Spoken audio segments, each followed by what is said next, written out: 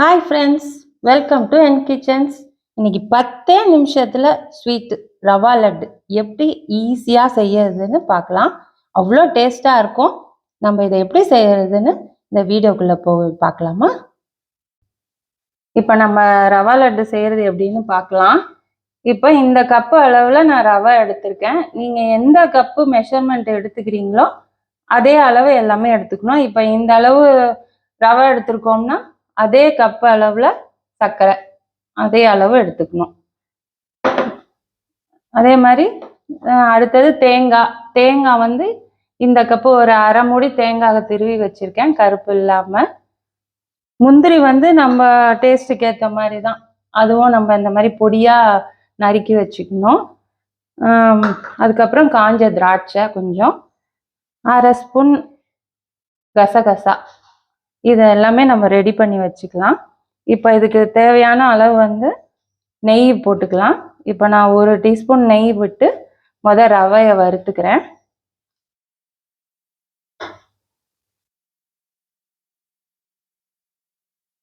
இப்போ நெய் உருகுனதுக்கு அப்புறமா நம்ம இந்த ரவையை போட்டுடலாம். இந்த ரவையை வறுக்கிறதுல தான் இருக்கு. நம்ம நல்லா வறுக்கணும்.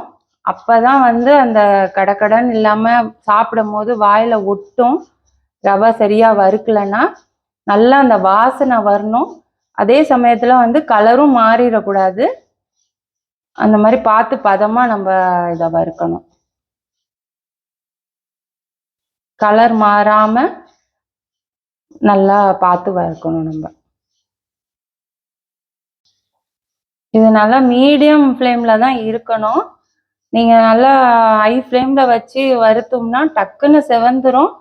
ஆனா ஒன்னொன்னு செவந்திருக்கும், ஒன்னொன்னு கலர் அப்படியே மாறாம நல்லா இருக்காது. அதனால மீடியம் ஃப்ளேம்ல வச்சு வறுக்கணும்.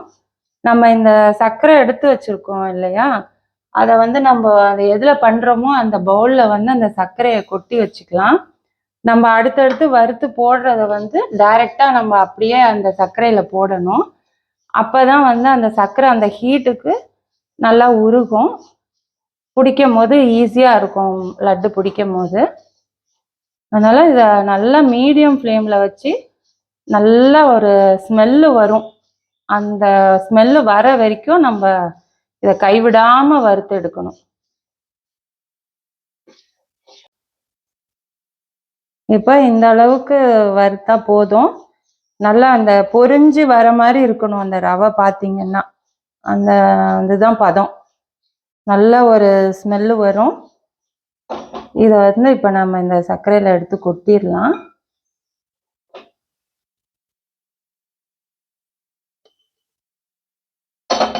கொட்டிட்டு இது என்ன பண்ணோம்னா நம்ம ஒரு கிளறிடணும். அந்த ஹீட்டுக்கு வந்து அந்த சர்க்கரை அதோட ஒன்றா சேரணும், கொஞ்சம் கரையும்.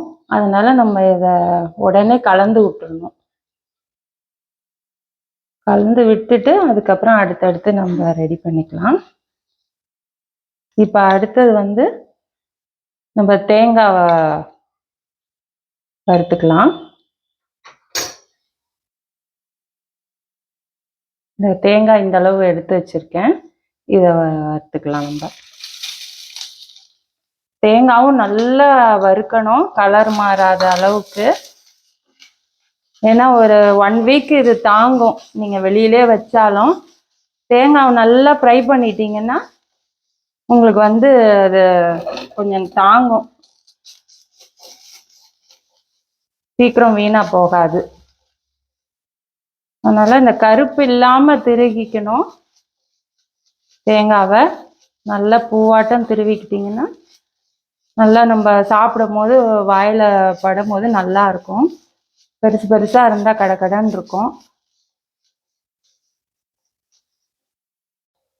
இப்போ நல்லா இந்த மாதிரி உதிரி உதிரியாக வந்துருச்சு. இப்போ நம்ம எடுத்து ரவையில் கொட்டிடலாம்.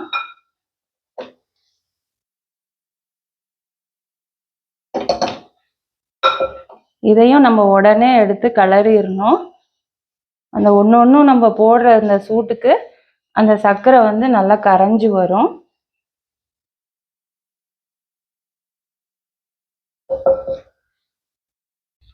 இப்போ அடுத்து நம்ம வந்து கசகசாவை வறுத்துக்கலாம். அதுக்கு ஒரு ஒரு 1/2 ஸ்பூன் நெய் போட்டுக்கலாம்.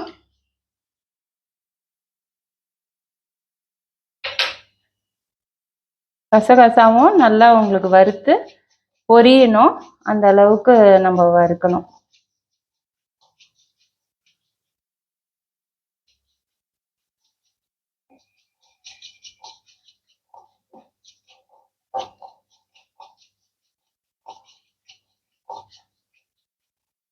நம்ம எல்லாமே எந்த அளவுக்கு நம்ம வறுக்கிறோமோ அப்பதான் நல்லா இருக்கும் டேஸ்ட். இப்ப நம்ம இதையும் எடுத்து அதில் போட்டுடலாம்.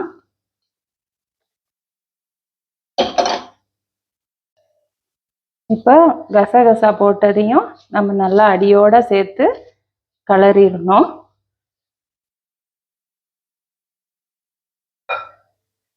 இப்போ அடுத்தது நம்ம முந்திரி பொடியா நறுக்கி வச்சிருக்கோம் இல்லையா, அதையும் நம்ம இதை நல்லா வறுத்துக்கணும். நம்ம எவ்வளோ வேணுமோ முந்திரி போட்டுக்கலாம். ஒருத்தவங்களுக்கு முந்திரி நிறைய இருந்தா பிடிக்கும், சில பேருக்கு கம்மியா இருந்தா பிடிக்கும். அதனால நம்ம எவ்வளோ வேணுமோ அதை பார்த்து போட்டுக்கலாம். முந்திரிக்கெலாம் அளவுலாம் கிடையாது. மெயினாக ரவையும் சுகர் மட்டும்தான் உங்களுக்கு அளவு கரெக்டாக இருக்கணும். இது பாதி பொரிஞ்சு வரும்போதே நம்ம எடுத்து வச்ச ட்ரை கிரேப்ஸை இதில் சேர்த்துக்கலாம். ரொம்ப ஃப்ரை ஆகக்கூடாது ட்ரை கிரேப்ஸு, கலர் மாறிடுச்சுன்னா நல்லா இருக்காது.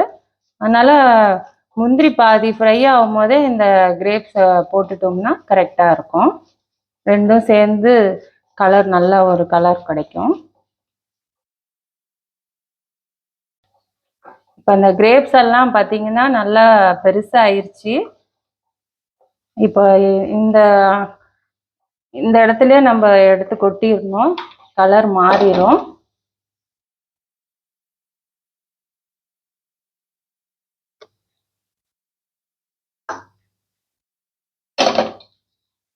இப்போ நம்ம இது எல்லாத்தையும் மிக்ஸ் பண்ணிக்கலாம்.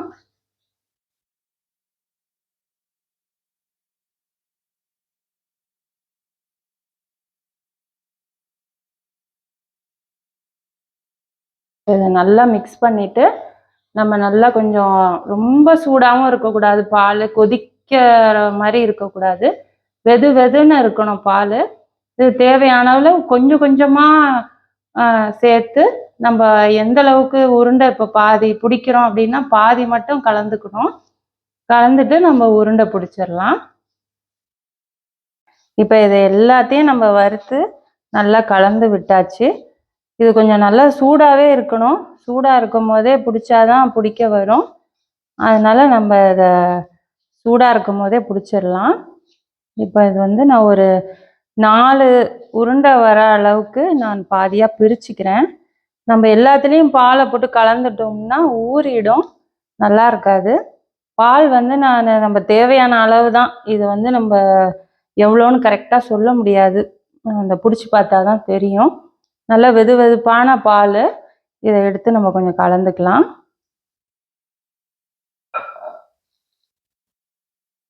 இந்த பாதி மட்டும் கலந்துக்கலாம்.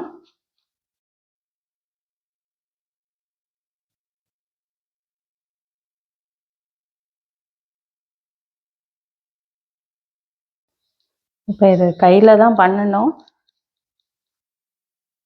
கலந்து விட்டதுக்கப்புறமா இது கொஞ்சம் பிடிக்கிறதுக்கு கஷ்டமாக தான் இருக்கும். நல்லா அமுத்தி அமுத்தி பிடிக்கணும். அப்போ தான் உங்களுக்கு அது நல்லா ஒன்றோட ஒன்று பிடிச்சிக்கும். ரொம்ப நம்ம பால் நிறைய ஊற்றி பிடிக்க ஈஸியாக இருக்குன்னு பண்ணிட்டோம்னா ரவா லட்டு கல் மாதிரி ஆகிடும். அதனால் ரொம்ப பால் நிறைய விடக்கூடாது. இந்த அளவுக்கு பிடிச்சி சாஃப்டாக இருக்கணும். காய காய உங்களுக்கு அது ஹார்டாயிரும். அதனால் இந்த மாதிரி நீங்கள் இந்த அளவு இருந்தால் கரெக்டாக இருக்கும். நான் இன்னொன்று பிடிச்சி காட்டுறேன் பாருங்கள். இந்த மாதிரி உதிரி உதிரியாக இருக்கணும். இதை பிடிச்சிங்கன்னா உங்களுக்கு நல்லா பிடிக்க வரும். அமுத்துனீங்கன்னா நல்லா உருண்டை வந்துடும். இது இந்த மாதிரி செஞ்சீங்கன்னா நல்ல ஒரு டேஸ்ட் நல்லா இருக்கும். நம்ம வாயில் நல்லா மென்று சாப்பிடும் போது நல்லா இருக்கும் டேஸ்ட்டு. மாவு மாதிரி நிறைய பேர் வந்து இதையே மாவா அரைச்சி நெய் ஊற்றி பிடிப்பாங்க. அது ஒரு விதமான டேஸ்ட்டு. இந்த ரவா லட்டு ஒரு டிஃப்ரெண்ட்டான ஒரு டேஸ்ட் இருக்கும். இந்த ஸ்வீட் ரெசிபி ரொம்ப ஈஸி. 10 நிமிஷத்துல செஞ்சிடலாம். எல்லாருக்கும் இந்த வீடியோ பிடிக்கும்னு நினைக்கிறேன். லைக் பண்ணுங்க, ஷேர் பண்ணுங்க, சப்ஸ்கிரைப் பண்ணுங்க. இதே மாதிரி வீடியோல இன்னொரு ரெசிபியோட மீட் பண்ணலாம். பாய்.